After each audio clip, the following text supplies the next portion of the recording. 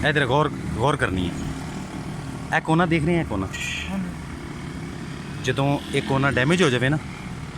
टुट जाए तो ये पुड़ीन भर के ना पुड़ीन भर के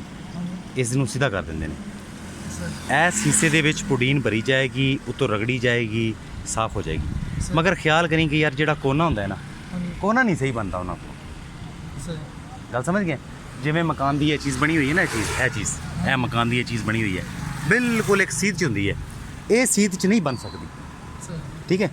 हुण इत्थे तू गौर करेंगे ना इस जगह ते हथ फेर तेनों महसूस हो जाएगा इहदे हथ फेरदा जा तेनों ऐं लगेगा जिमें किसी किसी जगह ते ऊपर नीचे है ना। हुण इधर आ ये मैं तेनों एग्जाम्पल दे रहा सी इधर आ जरा जो असीं गड्डी खरीदने ना किसी कोलों गड्डी खरीदने नज़दीक आ ए चीज़ देख रहे हैं ए की ने भला SB 308 PK 010101474 ये की ने भला ये ना गड्डी दी चैसी है की चीज़ है ये गड्डी का चैसी नंबर है। अपनी मोबाइल की लाइट ऑन करी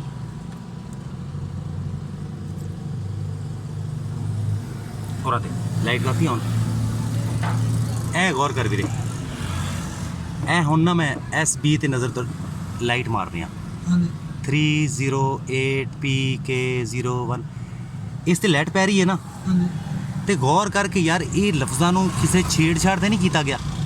वैसे सानू नज़र नहीं आ रहा मगर इवें लाइट मारांगे ना तो तेनों मज़ीद क्लियर हो जाएगा कोई इहदे च कुछ छेड़छाड़ नज़र आ रही होवे नहीं नज़र आ रही 7 उवें दा उवें ही है 4 उवें दा उवें ही है। ठीक है ना यह चीज़ नूं देख रहे हैं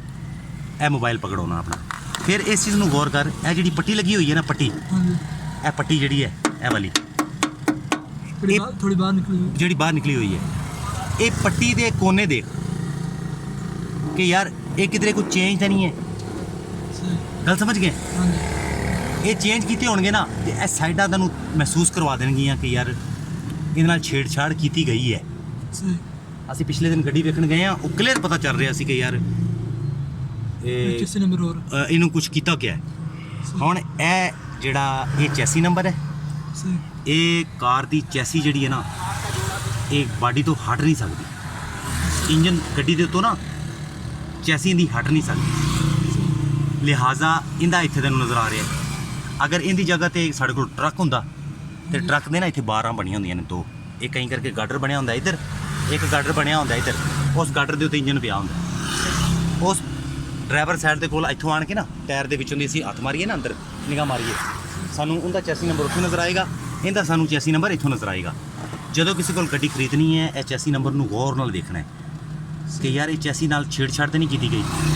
यह एक मशीनी नंबर लगे हुआ है अजकल भी मशीनी नंबर प्लेट लग जाती है गल समझ गया लेकिन सही तरह लगती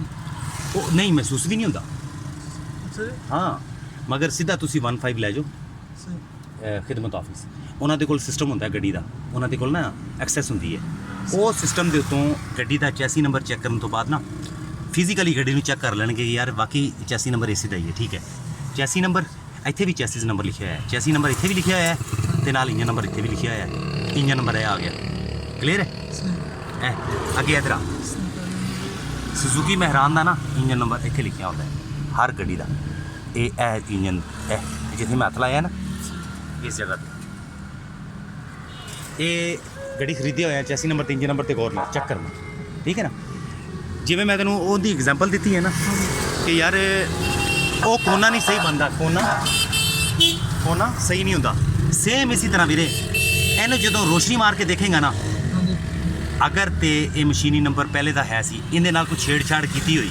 तो तैनूं ऐटोमैटिकली तैनूं पता चल जाना कि यार थोड़ा जिहा ना किसी ने इहदे नाल छेड़छाड़ की हुई।